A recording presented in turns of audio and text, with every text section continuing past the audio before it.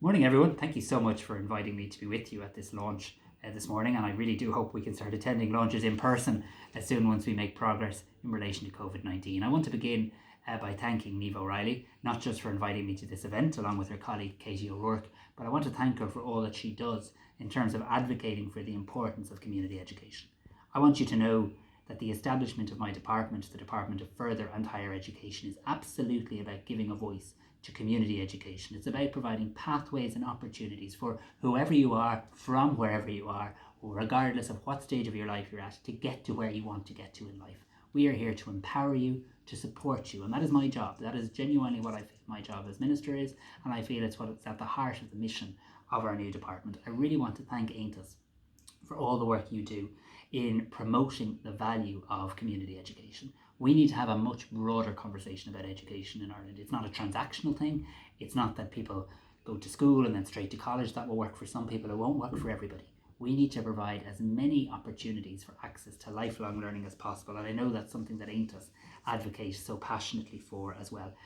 I also want to thank AONTAS though for the work that you've done in organising the FET Learner Forum.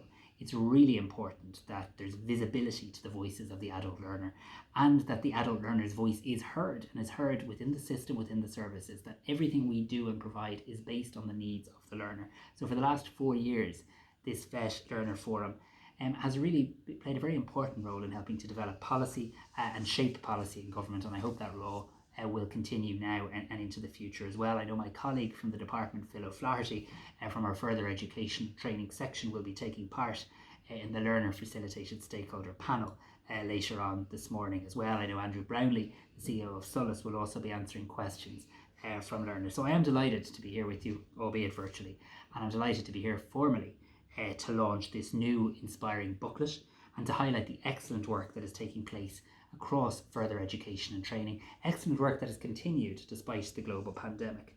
I think it's really so heartwarming to hear the narratives of the learners throughout this book, to hear about their respective journeys recounted, and I think we get a real picture, a much better picture than we ever could have gotten without the voice of a learner, about the pivotal impact that adult education has had on an individual, but not just on an individual, also on their family and on wider community as well. Many of the individuals featured in the booklet faced circumstantial challenges, but they found the courage to take that first step. And these individuals and countless more have now opened up an entire world of opportunities.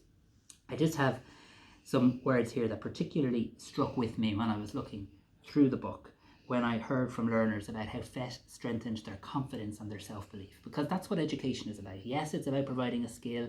Yes, it's about providing opportunities, but it's about more than that. It's about helping each of us find our voice, find our way in the world. And I note Nolene Watson, one of the contributors, said that she used to think she was a nobody. But happily, Nolene has proved herself so wrong on that assessment, a feeling that is all too familiar from so many adult learners, people who've been told you're not good enough, or people who've been written off or failed by society, to see and hear the impact that further education has had on their lives. So Nolene, thank you so much. Nancy Poynton also touched very much on this point. She described how years ago that if you didn't understand something, you were expected to keep your head down, to say nothing. And this is an attitude that Nancy rightly describes as belonging in the past, the far, far, far past.